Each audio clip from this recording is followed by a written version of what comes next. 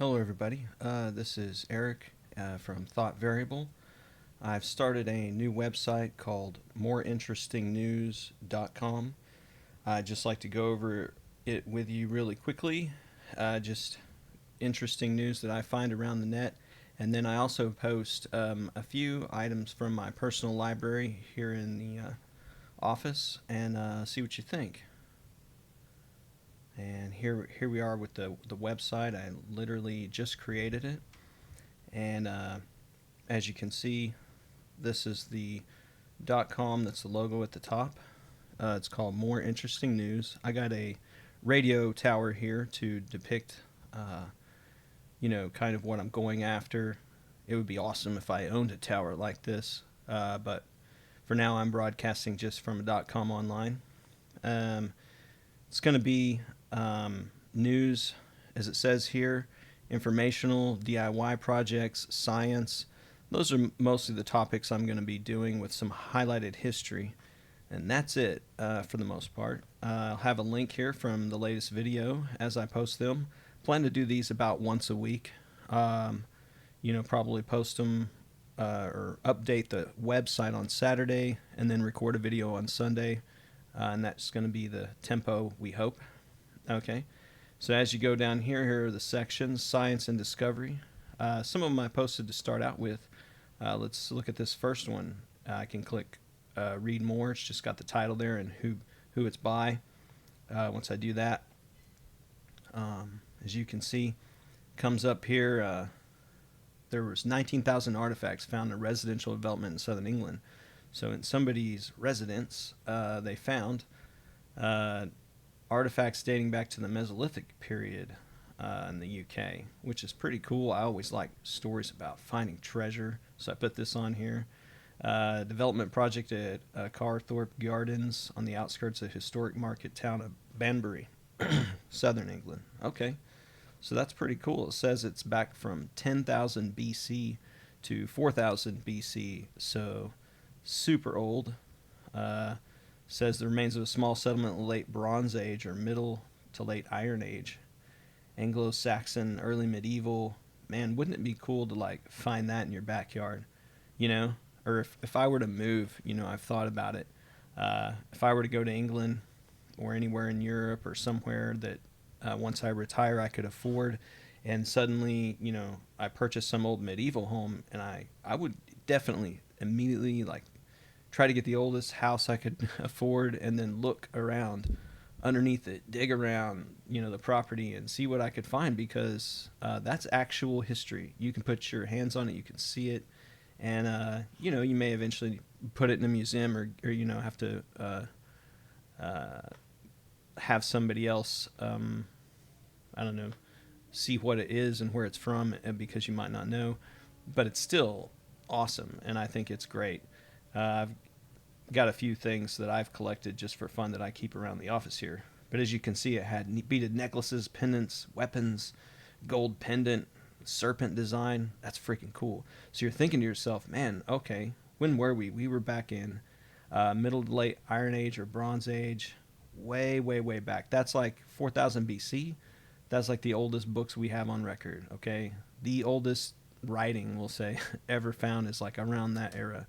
And when they're already making necklaces, pendants, weapons, and gold pendants and serpent designs, you're like, okay, well, intertwined serpent, that's still around. That's like the medical emblem that we still have. And you've heard about dragons or serpents or super old stories from all over the world that apparently that was a pretty common icon or symbol to put on things.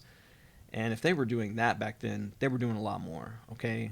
Like, so we're talking about ancient Sumerians and whatever that era, like they were probably more, in my opinion, advanced than a lot of people give them credit for. They're making designs and they're doing it for a reason, probably, and it has to do with their culture, which is something that I'm going to try to research more into. I don't know that much about it yet, to be honest, but I know a little. So, these guys found it. They got excited and da-da-da-da. We're so lucky, and that's it. They recovered it. Cool.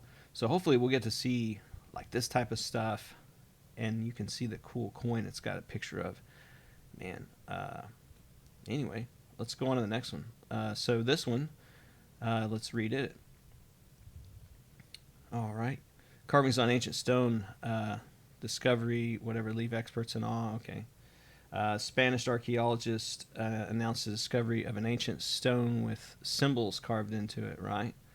And this is Paleo-Hispanic alphabet, evidence of an old culture in that area, which is, it says, translated Spanish to English, discovered, and they're calling this Tartessian ruins, which, you know, a big buzzword around the internet right now is, oh, the old Tartaria, and they're calling this Tartessian, southwestern Spanish province of Badajoz. I don't know how to say that. Badajoz? I don't know. Yeah, 8 inches long, dates back to early 600 BC. As you can see, they try to like make out what it said or the letters, but obviously somebody was writing something out. They occupied the southern Iberian Peninsula over 3,000 years ago. Civilization's considered lost, so this is probably super rare, and I think it's pretty awesome. I like to see. It would be really cool to see this stuff in person, but I'm glad somebody's there, somebody's documenting it, and somebody's going to continue, and hopefully we'll see more. Kind of what they come up with. It's looked like somebody from the University of Barcelona recognized it, and then wrote, kind of published this, and 27 signs, and is the only complete one that we know of. So it's, I guess, the whole alphabet. Huh. Found another one in Cáceres. I don't know how to say that. But yeah, they find more of these, as you can see. We could somehow decipher ancient writings. Could find who knows what type of stories that they have or knowledge that they wanted to pass down, and therefore they wrote it. You know, they obviously had a language, and they had something to say, and they wanted to preserve certain things. And look at this photo. This is underground. In my opinion, these are probably all over the world, under every, every place that humans can live, pretty much. And a few places we used to be able to live, right, under the ocean in the Arctics. But as you dig and you find things like this, you're like, man, what did this used to look like, is what I think. And then what were the people like that lived here? And, how did it get into this state? Because how did it get buried underground? How did it get to that point? I mean, yeah, it's been a long time, but how did it get buried? And sometimes how did it get into the ocean, or how did, the climate change, the earth changed, the earth's surface, people moved, but you build things out of stone and it's going to stay there and it's going to last. So it's really sad that we don't build a lot of things out of stone anymore. We might have stone facades and stone, flooring or whatever, but the whole building, if it's made out of dirt and stone, or a certain type of ancient cement or whatever, a geopolymer, to combine and make a mortar and then place rocks,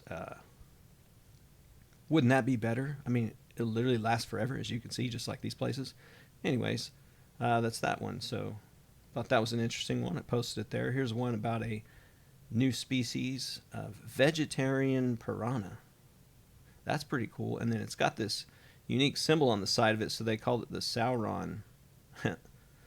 New species, Lord of the Rings villain Sauron piranha.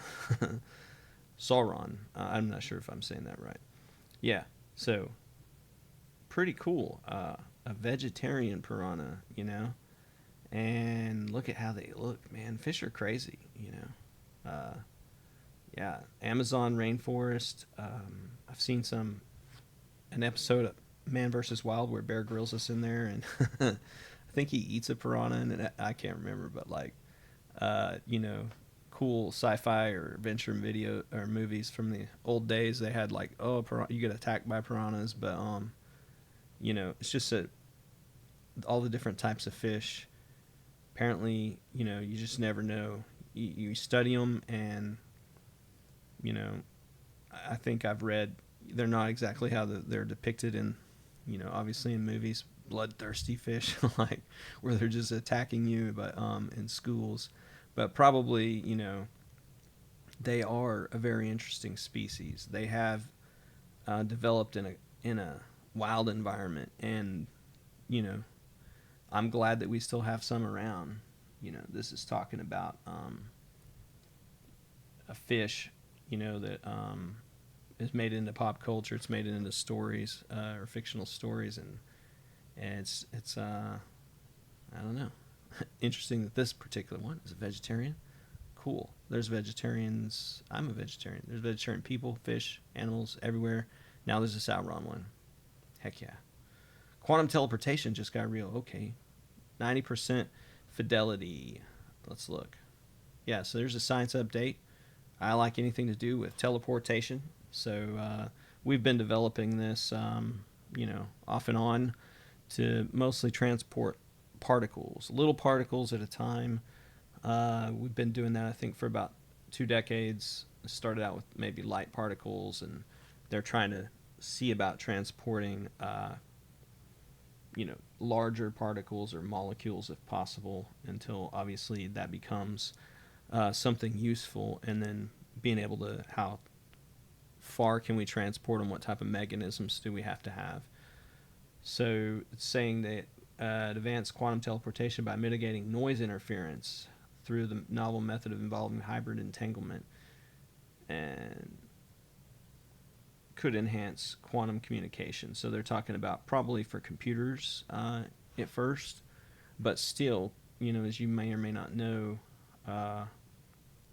quantum computers are on their way. They've been in development. They're still trying it, and once they get those, obviously they're going to replace everything else. But right now they're super complicated, and they're still trying to design them to become,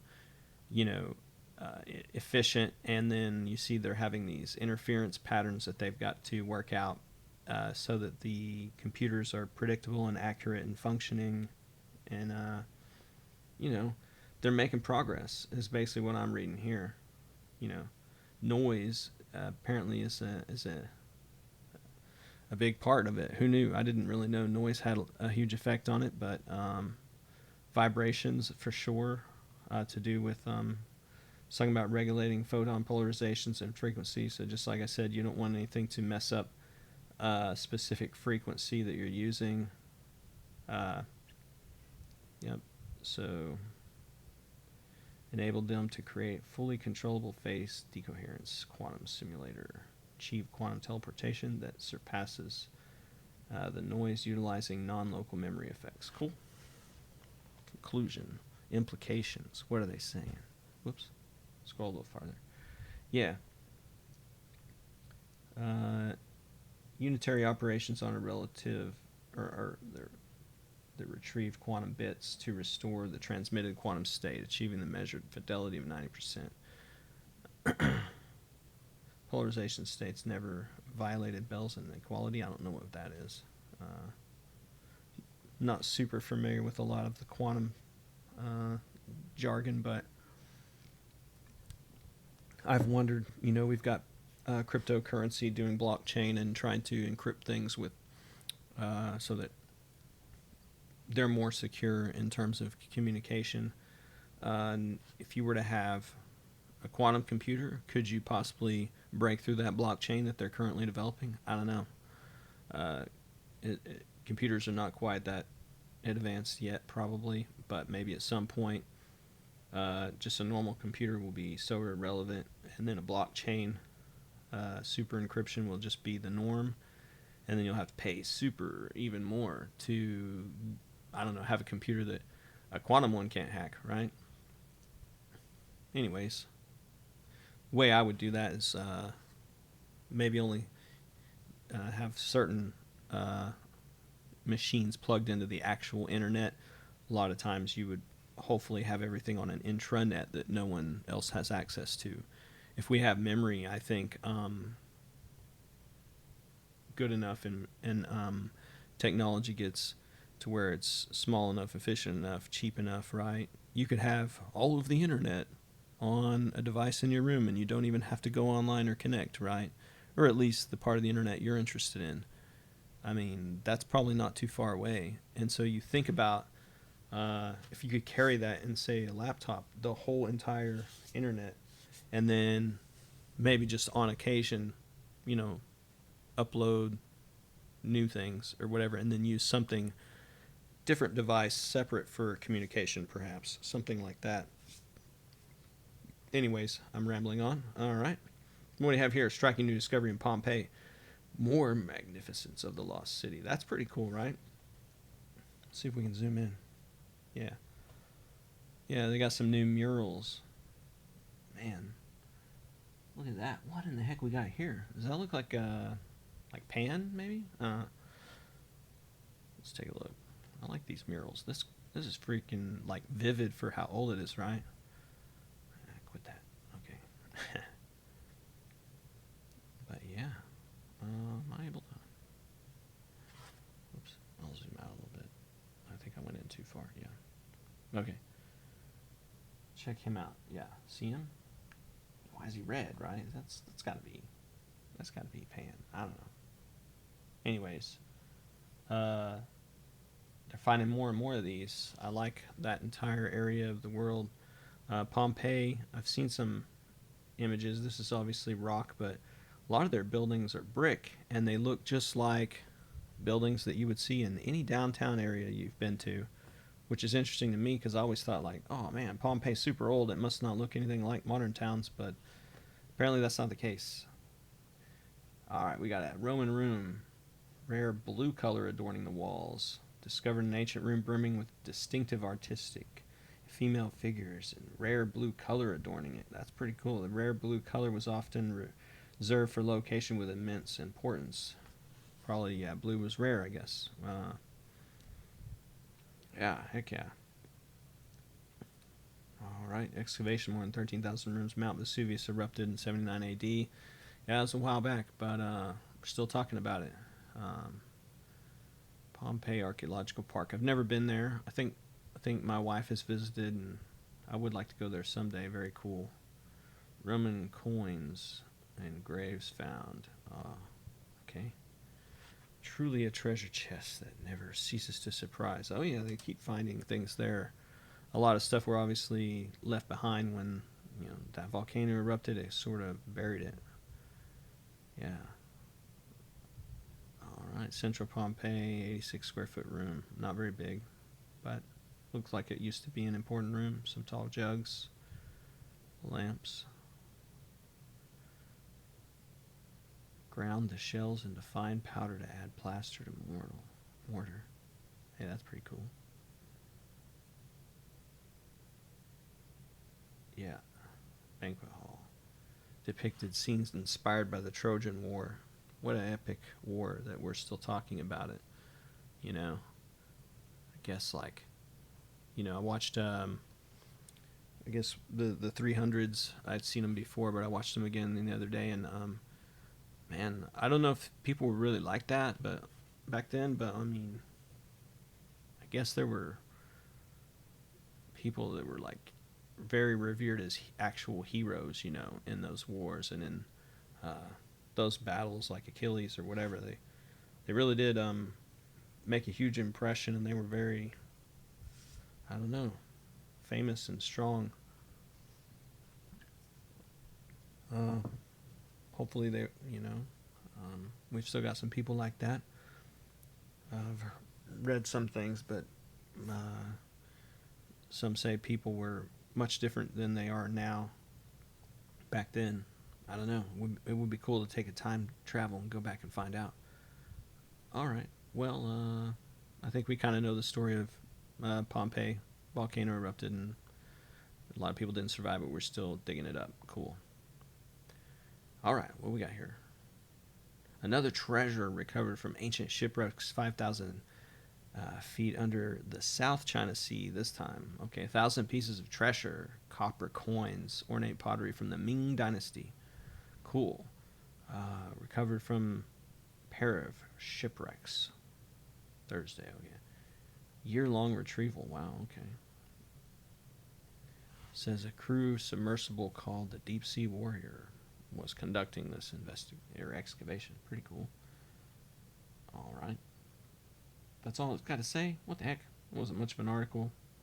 As you can see, I haven't read these completely. But still, you can see that video is pretty cool, right? Look at that.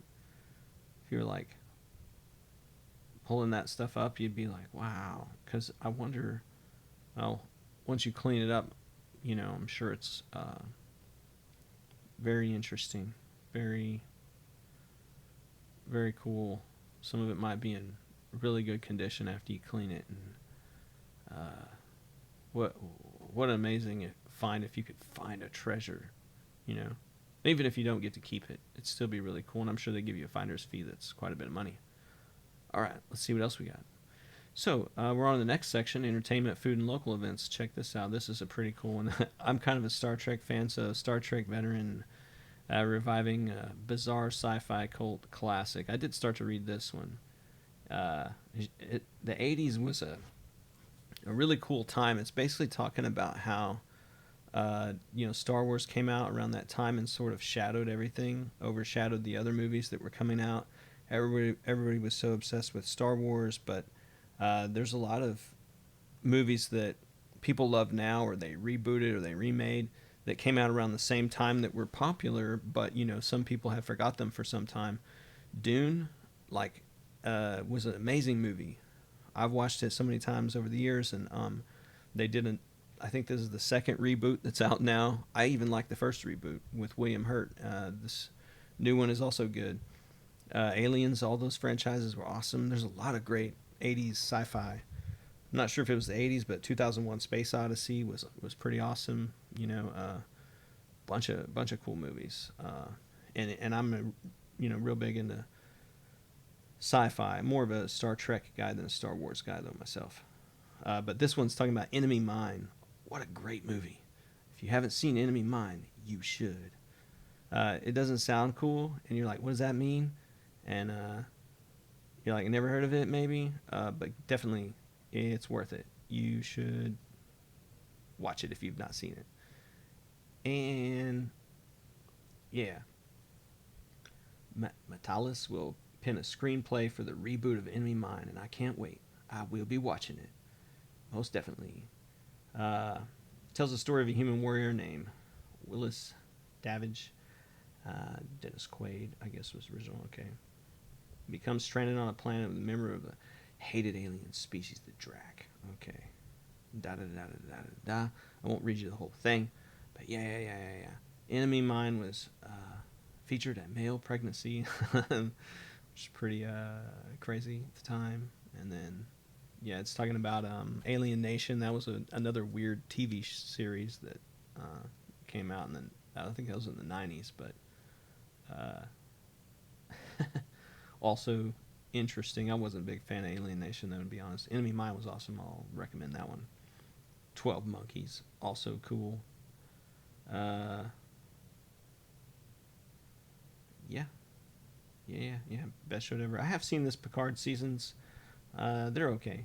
I wasn't super impressed. I was not a super huge fan of Discovery series, but I did like what you call it, Strange New Worlds. I don't know, getting off on a tangent, but 80s sci-fi. Check them out.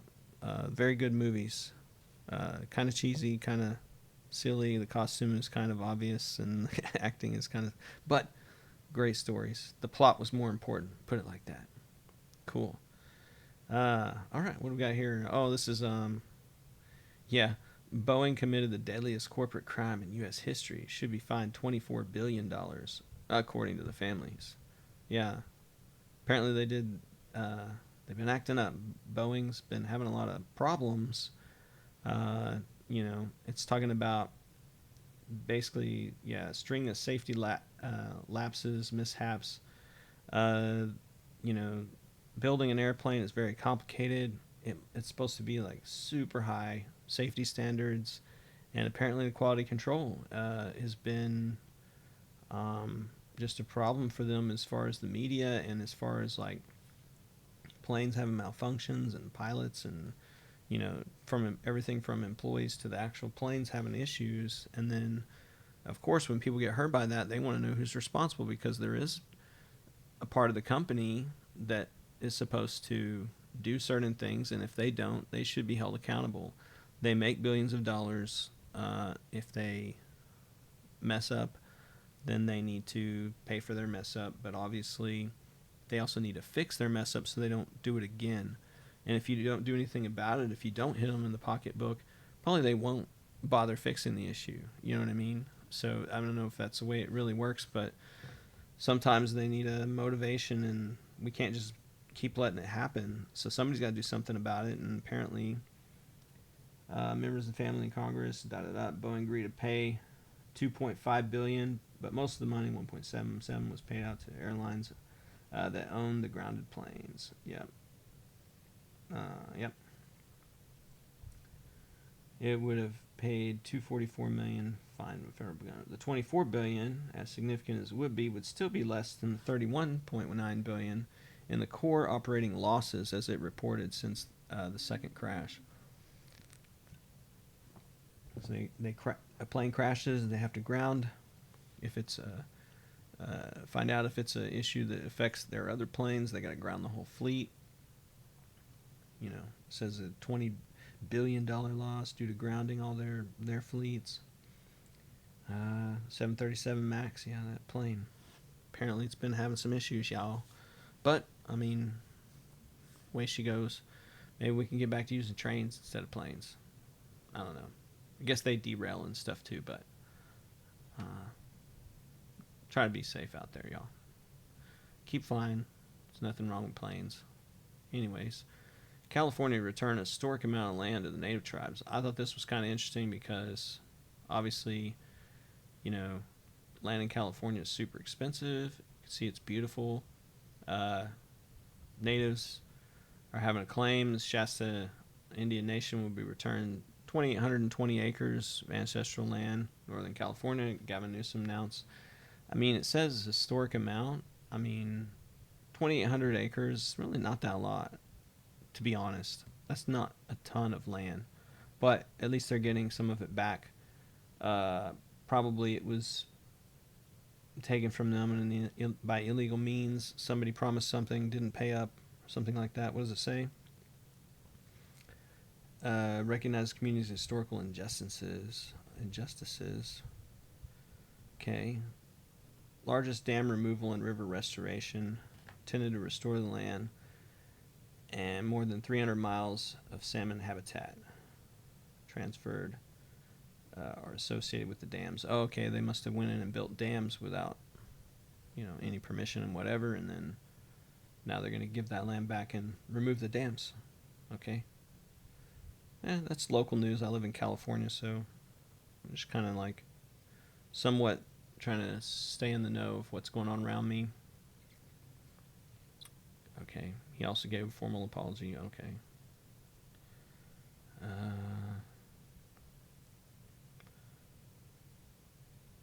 Okay. Newsom's administration's awarded $107.7 million total in California and Native American tribes, which resulted in almost 50,000 acres of land turned. So that was just one of them. I guess he returned to probably all the different tribes 50,000 acres. That's a big amount. Okay, that's much bigger. And 107 million. Well, okay, cool. Well, hopefully they will do something great with it. Let's hope. Wait and see. Or they'll just leave it to nature. All right. Climate engineering. I do believe that that's a thing. I do believe that happens. I'm pretty sure that's going on. As you see, they're even admitting as such in The Guardian, talking about climate engineering off the U.S. coast could increase heat waves in Europe, study finds. It's talking about call for regulation, stop regional use of marine cloud brightening, having a negative impact elsewhere. So you want to brighten up your clouds, and then it affects somebody a long ways away once you try to do that. Designed to reduce temperatures in California, but it's been intensifying heat waves in Europe. What are you going to do about it? According to a study. Maybe you should quit that. Let's see here. What else are they doing? Like, I didn't even know they were doing this. You know, who did they ask? Who did they consult? Who's doing it? And then who gave them the authority to do it? I mean, especially since it affects the entire world, apparently. Was it Europe consulted? You know, the people of Europe know they were doing this. Heat's a big deal. Yeah. People trying to, it's talking about countries, cities, companies, and even just wealthy individuals trying to modify their own climate. Wow. We just got just one rich guy modifying world climate. That's not something people should be doing. They need to make laws about that. My opinion, I think. And it's talking about in Australia doing marine cloud brightening strategies for the last 4 years to cool the Great Barrier Reef. Sprayed sea particles across the flight deck, decommissioned aircraft carrier. Okay. Trying to use computer models, simulate the impacts. It's saying. Well, we don't know the impacts for sure. Yeah. I mean, it's affecting millions of people, and some people die when it gets too hot. So, maybe you ought to weigh the benefits and the costs. Local cooling operation would increase heat stresses around the world. So you can cool one area, but somebody else got to pay for it. We're in a closed system. You're just kicking the can, basically, down the road. I don't know. What does this link do? I didn't know what this is. Cloud brightening trial. Well, I don't condone this behavior, but I'm just reading an article for y'all, okay? Looks like they're spending hundreds of millions of dollars on it. Hundreds of millions, huh? Yeah, let's just do that. And then, got $500 million projects over here. Saving the reef. Okay, well, reefs are cool. I don't know if it's not, I don't know. Maybe you ought to figure out something else to do to save them in a different way. Unauthorized events to draw thousands to California forests next month. Some rainbow family gathering in the Plumas National Forest. It looks like there are people going there for a festival of hippies. Apparently there are still hippies around. They are still gathering and doing little cultural events. They're going to leave a footprint. It's going to be a while to get the land back. So people are upset because these hippies are having their hippie parties, and I don't know. Maybe they feel like they're not cleaning up. I feel like hippies don't make as much trash as regular people do. I don't know. Maybe I'm wrong. But yeah, if you're gonna do it, maybe do it in a place where you have permission. Okay, cool. This one's on cow milks. How milk became the new culture war dividing America. I briefly read over this. This is about raw milk versus regular milk. Raw milk getting really popular in stores. It's some people saying it's better for your gut health. Some people saying it's better for you. I don't know. Are a lot of people talking about it? Not a lot. I mean, I mostly drink, I don't know, almond milk, soy milk, whatever. I don't know. Other types of milk, because I don't really drink milk from cows. But I'm sure a lot of people do, and they love it. Cool. Here's all the people with their anecdotes talking about why Amish farm in Pennsylvania drew national attention after it was raided by police who suspected that they were selling unlicensed raw milk. Oh man, yeah, because I guess if it's not prepared correctly, it can make you sick or kill you. But I mean,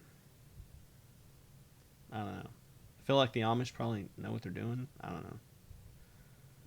They're not just, I don't know. Maybe I don't know anything about prepping milk, but you do have to regulate food, or people will poison other people, and because they want to make money. Uh, Try to be safe. Try to eat uh, fresh food. Be healthy. Let's go. What else we got? DIY. So I put this in here. This is cool. Screen Terrace. Toy storage block, all-purpose picnic tables. When you click this, it's going to link you to a PDF where you can see some pages out of a book off my shelf. It's a how to do it encyclopedia. This is just what I've got featured this week. So a couple of DIY projects they've got in here. You can download these, and if you do, it's going to look like this, which is pretty cool. Some really old book I got, Mechanics Illustrated. You can see that this guy's going to build a screen porch, and apparently you can dismantle this porch, or they're recommending you do. Just take it down for winter. What the heck? Apparently people were very active. Measures 9 by 12 feet. Blah blah. You get this stuff right here. You place this here. You got a flap. This is the measurements. This is how you tie it up. This is This is talking about how you lay the foundation for it. Concrete blocks. Notice the ½ inch between the blocks, and then you're gonna check it out. Wait a minute. I'm too far zoomed in. My bad. Yeah, concrete slab. After the space has been excavated, depth 15 inches, and it's telling you how to build it. Wouldn't it be cool? I kind of want to build one. Build the awning. It looks like that when you're done. Heck yeah. I need one of those on my back porch. I might be building this at some point. I'll keep you posted. Anyway, that's that one. Like I said, there's toy storage blocks, which is pretty cool. It's like something you would buy in IKEA, except probably back in the days they made them much better. It's out of actual wood. It's going to be strong. It's not particle board, and it's not going to fall apart, or deteriorate over time. Heck yeah. And they've been making those a while. This picnic table, I also kind of want to build one of these for my backyard. Check it out. Just put that picnic table back there. Seems pretty simple to build. It's going to look like that. They made it certain measurements so that you can get your lawnmower under there. I might want one of those kind of lawnmower. I don't know. My yard's really small. This guy's the girl's gonna use it as a sketching, like an easel or something, while this character is playing in blocks probably or something inside there. It opens up. That's pretty cool. And look, see the bench folds up too. You can see it over here. Heck yeah. This thing is multifunctional. She's using it so she doesn't have to see what she's playing, and then you can use it as a regular table. But yeah. Here's them building it. Look at those guys, man. He needs like a couple of these grips, a couple of these, and a couple of nails, screws, and saws, and pieces of wood. Put those clamps on there and get her done. Heck yeah. Well, he's even using those bolts, carriage bolts. Okay, drills. I've got all this stuff. I can build this. I might do it. Just for fun. Pretty cool, right? It's telling you all the stuff. There's the materials you need. Go buy that stuff up at gosh dang hardware store. Come back home. Get yourself a picnic table. It's going to be worth it. Building your own stuff, I always like it. Yeah, I can go buy it. Come on. But you build it, you're going to like it better. You're going to appreciate it. And you're going to learn something, and you're going to get a workout in, and it's going to be of more value to you in the end, I think. So give it a shot. All right. Highlighted history anecdotes. This is probably my favorite part. So this is things I have on the shelf as well. Here's one from the Pacific. Wait, did it do it? Oh, yeah. I got to go to the download. So Panama Pacific International Exposition. These things are really cool. I'll probably talk about these later. But this is an official miniature view book that I got. At an antique store, and it's from the 1915. You can see how old that is. And here's a couple of pages. It's telling you about it. That's what it looked like. Look at that. Look at that. That's freaking awesome. Like, that looks like basically Rome in the old days. Is it? No, apparently it's not. It's in San Francisco. Uh, and apparently these buildings were very large to scale. And they built it for one event and then tore it down, if you believe what they say. Some people say that wasn't the case, that these buildings were not uh, suddenly built and suddenly tore down. I don't know, but they are amazing for sure. It tells you about the spirit of the exposition, why they're doing it, what they're doing. You know, it's just really cool.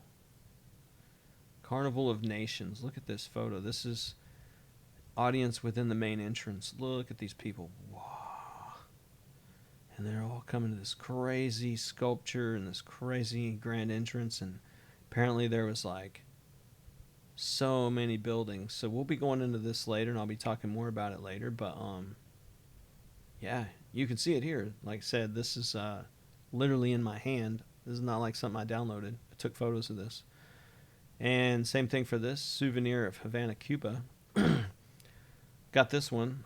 It's basically Cuba, and it's talking about it. If you were to visit Cuba and its history, and it's talking about, it was attacked in 1762, and you know they have this fort, as you can see, which is crazy, and you know, Plaza de Armas, City Hall, and then there's the City Hall probably, and check it out. I've never been to Cuba, but nice architectural design. Looks pretty much like anything in Europe, right? And pretty grand back then. Looks very empty. I don't see any people, but this is the Plaza de Armas, City Hall and Senate. Very nice. I would be impressed. We got this crazy building back here. All right. And then this is Harper's Weekly that I've got an edition from 1864, Saturday, May the 14th. So this is page 1, as you can see. That's what it looked like.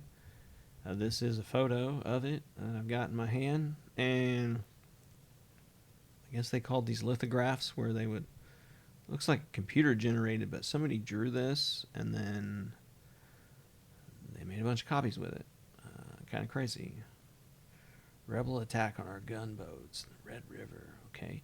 And then if you may have to zoom in, it may be tough to read, but I really like reading old stuff. You get a feeling of what people were like, what they cared about, the way that they spoke, you know, some of the topics. It takes you back to the day, you know, the situation, the Freeman, you know, Mississippi Valley Sanitary Fair. You know, it's crazy. Yeah, the summer opens upon a situation which is everywhere most interesting. In Europe, the question of general war will be virtually decided by the success of our campaigns. Europe is undoubtedly ripe for revolution. The governments mistrust each other, and the people watch the governments. Austria and Prussia have rushed into the war with Denmark. Anyways, as you can see, it's taking you back to a time in history, and it's really, to me, it's not like I'm reading a history book. It's like you're literally living it.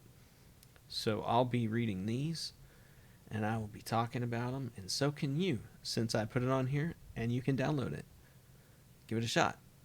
I'm going to add a blog here. That's just a blank space. I haven't actually started my blog, but I want to leave a space for it. Frequently asked questions, and there's an AI down here. You guys can use that, but I don't know what kind of questions you would have. It's a basic newspaper. Contact information. Yeah, I live in Sacramento, California. That's my email. Email me anytime. I'm not open or closed. This is not that type of business. But tell me anything you want. Send me a message. I'll get back to you, I promise. This is also a link to my YouTube channel where I'll be posting this video. You can subscribe with your email if you want, and then you'll get to see notified as I post anything new. Help our cause. I just put this on here for if at some point anybody wants to donate anything. For now, this is just something for me to preserve and look back on my own. I don't even know if anybody will ever watch this or look at it, but even if it's just for me, uh, cool.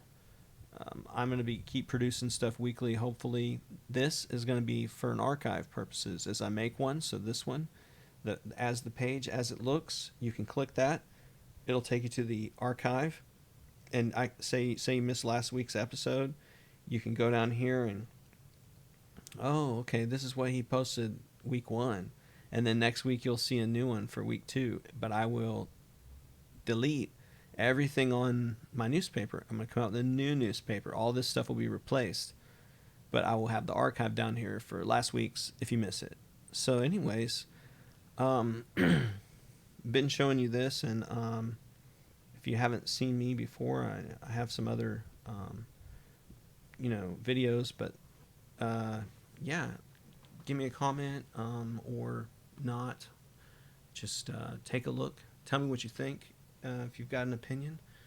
Otherwise, I'll see you next week, and hopefully you enjoyed it. All right. Have a good one.